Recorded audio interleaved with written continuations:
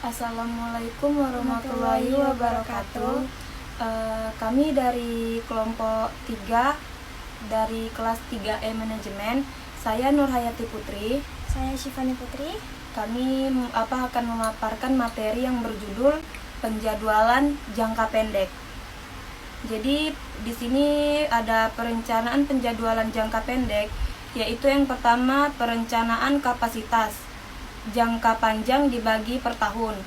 Ada perubahan dalam fasilitas, yang kedua perubahan dalam peralatan.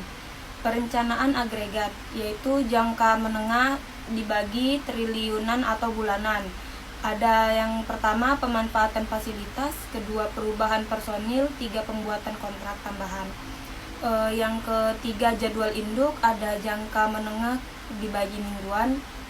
Ada perencanaan kebutuhan material. Perencanaan jangka pendek dibagi hari, jam atau menit.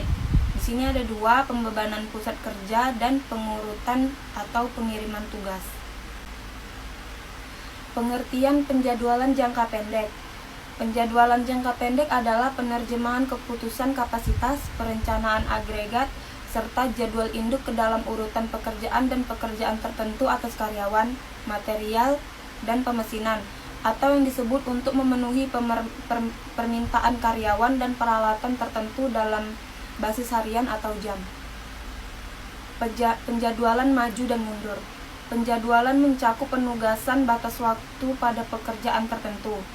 Tetapi banyak pekerjaan bersaingan secara bersamaan dengan menggunakan sumber daya yang sama. Untuk mengatasi berbagai kesulitan dalam penjadwalan, teknik penjadwalan dapat digolongkan menjadi dua, yaitu penjadwalan maju dan penjadwalan mundur. Di sini ada penjadwalan maju atau forward scheduling, adalah penjadwalan yang memulai jadwal setelah persyaratan suatu pekerjaan diketahui. Penjadwalan maju digunakan dalam berbagai organisasi seperti rumah sakit, klinik, rumah makan mewah, dan produsen peralatan mesin. Adapun penjadwalan mundur yang disebut backward scheduling adalah penjadwalan yang dimulai dari batas waktu dan menjadwalkan operasi yang terakhir terlebih dahulu, dan urutan pekerjaan dijadwalkan dalam urutan terbalik. Penjadwalan mundur digunakan dalam banyak lingkungan manufaktur seperti lingkungan jasa yang menyajikan sebuah penjamuan atau penjadwalan operasi pembedahan. Kombinasi penjadwalan maju dan mundur banyak digunakan untuk menemukan titik temu antara yang dapat dipenuhi dan batas waktu pelangganan. Selanjutnya akan dibacakan oleh Syifani Putri. Di sini ada kriteria penjadwalan, yaitu meminimalkan waktu penyelesaian, memaksimalkan utilitas, meminimalkan persediaan barang setengah jadi atau work in process, atau meminimalkan waktu tunggu pelanggan. Di sini juga ada penjadwalan pusat kerja yang terfokus pada proses, fasilitas yang terfokus pada proses atau dikenal dengan fasilitas intermiliten atau bengkel kerja, merupakan sistem dengan variasi tinggi dan volume rendah yang bisa dijumpai pada organisasi manufaktur dan jasa. Ini merupakan sistem yang dibuat sesuai dengan pesanan. Nah, habis itu ada di sini sistem ini seharusnya menjadwalkan pesanan yang datang tanpa melampaui keterbatasan kapasitas pusat kerja masing-masing, menentukan batas waktu untuk setiap pekerjaan, dapat memeriksa kemajuan terhadap batas waktu dan waktu tunggu dari pemesanan, memeriksa keterbatasan peralatan dan bahan sebelum mengeluarkan pesanan ke suatu departemen, memeriksa bahan setengah jadi selagi pekerjaan dilakukan, memberikan umpan balik pada aktivitas pabrik dan produksi, memberikan statistik efisiensi pekerjaan dan mengawasi waktu operator untuk kepentingan analisis pengupahan dan distribusi tenaga kerja.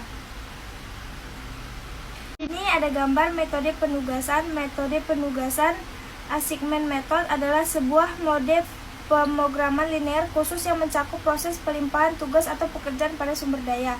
Contohnya, penugasan pekerjaan pada mesin, kontrak pada pemberi penawaran, karyawan pada proyek, dan karyawan pemasaran pada wilayah tertentu. Di sini juga ada metode penugasan bertujuan meminimalkan biaya total atau waktu yang diperlukan untuk melaksanakan tugas yang ada. Satu karakteristik permasalahan penugasan adalah hanya ada satu pekerjaan atau pekerja yang ditugaskan untuk satu mesin atau proyek. Di sini ada contohnya. First Printing memiliki 3 karyawan typesetter yang terdiri dari A, B, dan C. Dan 3 pekerjaan baru yang harus diselesaikan serta biaya untuk setiap pekerjaan yang akan diselesaikan oleh setiap typesetter disajikan pada tabel berikut ini. Jadi di sini ada tabel penugasan. Tabel pertama pekerjaan R34S66T50 ada di tabel A 11, 8, dan 9, di B 14, 10, dan 12, C 6, 11, dan 7. Selanjutnya di tabel kedua ada yang di A 11, 8 sama 9, yang B 14, 10 sama 12, yang C 6, 11 sama 7. Yang di bagian A yang di tabel kedua, di situ di garis di warna merah di angka 8 di tabel S66, di R34 di tabel C dimerahin angka 6, yang tabel T50 di bagian C juga di angka 7. Selanjutnya di sini ada tabel ketiga yang di A dimerahin 0 di tabel S66, yang di B dimerahin 2 di S66 juga, dan di C dimerahin di 0 di R34 dan T50. Nah, yang di tabel terakhir di situ ada A dimerahin di bagian dimerahin 0 di tabel S66, B dimerahin 0 di tabel S66 juga. Terus yang di C dimerahin 0 di R34 dan T50. Selanjutnya schedule penugasan. R34 yang di bagian C sama dengan 6, S66 di bagian B sama dengan 10, T50 di bagian A sama dengan 9. Di sini ada di tabel yang keempat tadi yang kita ambil. Total biayanya adalah 25. Sekian dari kelompok kami. Jika ada yang kurang dan lebihnya kami mohon maaf. Wabillahi taufiq wal hidayah. Wassalamualaikum warahmatullahi wabarakatuh.